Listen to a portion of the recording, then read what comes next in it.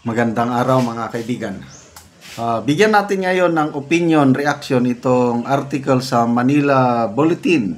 Sinulat ni Ellison Quismorio, June 28. Tungkol ito sa posibilidad na si Congressman Toby Chanco, may kumakalat na balita na pwede siyang magtestigo doon sa impeachment case ni BP Sara na pabor sa depensa.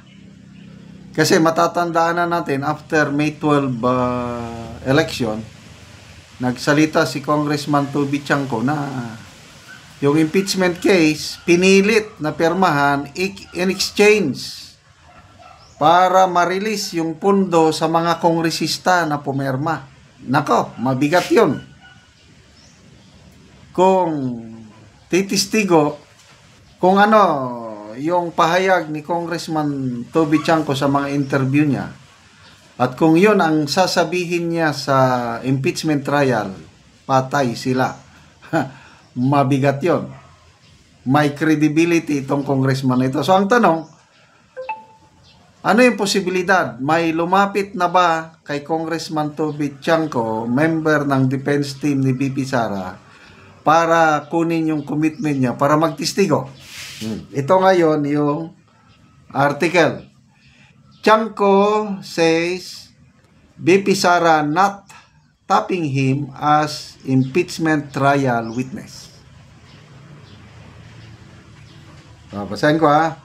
Navotas City Lone District Representative Toby Chanco has denied being sought as a witness by the camp of Vice President Sara Duterte in the latter's upcoming impeachment trial. Sabi niya, no.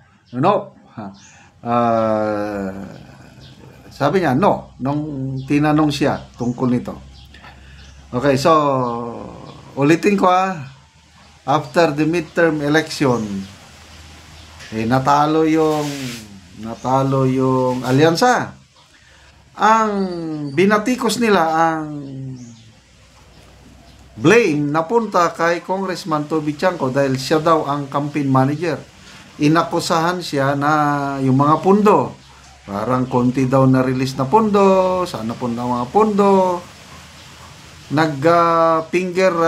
finger pointing na sila, nagsisihan dahil grabing pagkatalo. Pinagmayabang ng Pangulo, 12-0 na, anong 12-0, lilima lang actually. Yung kandidato ng presidente mismo sa partido niya, talo lahat So, nung sinisi nila si Congressman Toby Chanco, bakit natalo? Ayun, nagsalita tuloy na ang dahilan bakit natalo ang alyansa dahil sa impeachment. Pinilit nilang impeachment case ni BP Sara at nakadagdag pa yung ginawa nilang rendition or kidnapping kay PRRD. Yun ang salita niya. Bakit biglang pinirmahan one day before the adjournment ng Kongreso noong February 5? Yun, biglang nagkapirmahan. Yun. Sabi ni Congressman Toby Chanco, para ma-release. Kasi hindi ma-release yung ayuda funds dahil conditional ang pag-release. Kailan napilitan dahil yung inarason, ikwan nyo na, nakapromise na kami sa mga, yon. So, hindi daw, wala pang lumalapit sa kanya. Chanco's name was floated in a press conference Friday, kahapon, as a possible witness for the defense team. The veteran Solon from Navotas has said that President Marcos' political capital was sold through the impeachment, and it was a way for the Solon signatories to access project funds under conditional release. So, in recent interviews, Vice President Duterte has alleged that the congressman signed the impeachment complaint in exchange for monetary compensation. This has been denied by Ranking Solon. So, hindi daw totoo. Anyway, So, kailangan pa bang magtistigo si Congressman Tiangco? To me, hindi na. Bakit? Kasi hindi na tayo makakakita ng bloodbath. Pag-open ng 20th Congress, pag-upo ng mga bagong senador, magbotohan yan ng Senate President. Nakikita ko na most likely ang magiging Senate President si Senator Escudero. At dahil sa pagtutulungan ng Escudero Block, may 3 block na dyan na nagtutulungan Escudero Block, Duterte Block,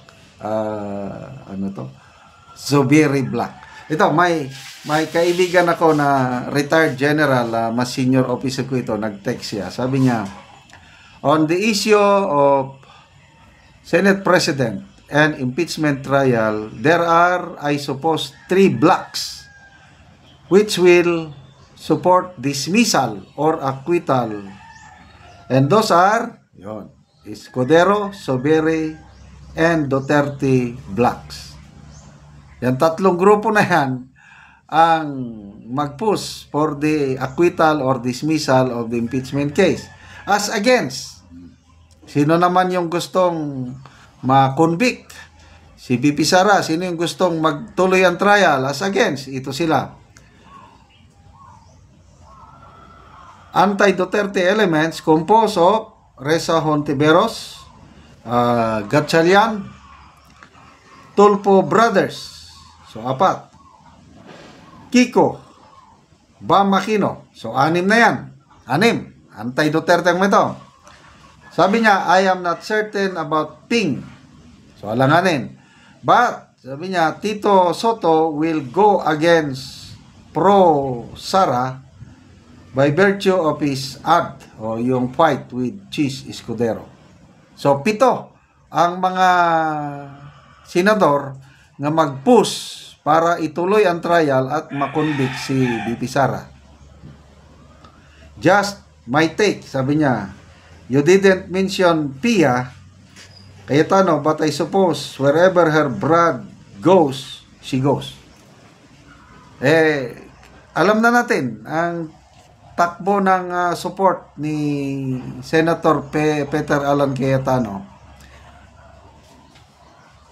Siya ang tulay ng mga Duterte Black Senators para suportahan nila si Senate President Escudero. So itong grupo ni Escudero at grupo ng Duterte, grupo ng Zubiri, magtulong-tulungan yan pagdating sa opening pa lang ng session ng impeachment court, wala na, dismiss na yan.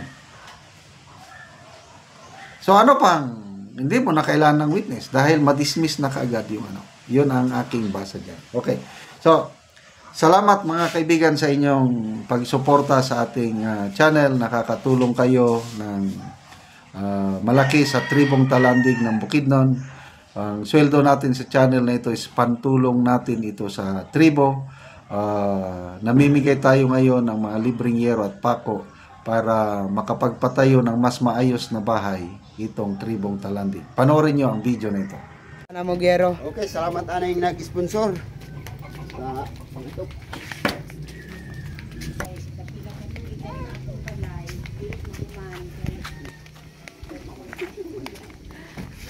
Okay, nakabot na dito.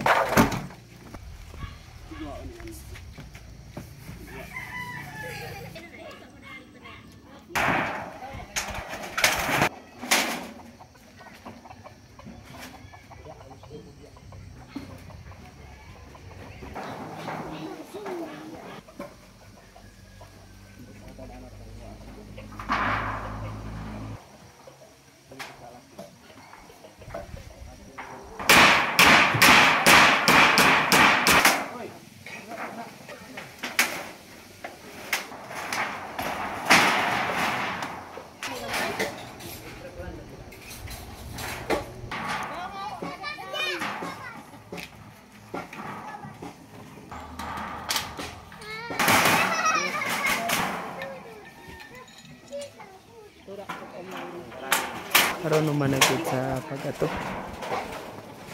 Hindot na gid nga tanawon. Sa nag-sponsor aning Sin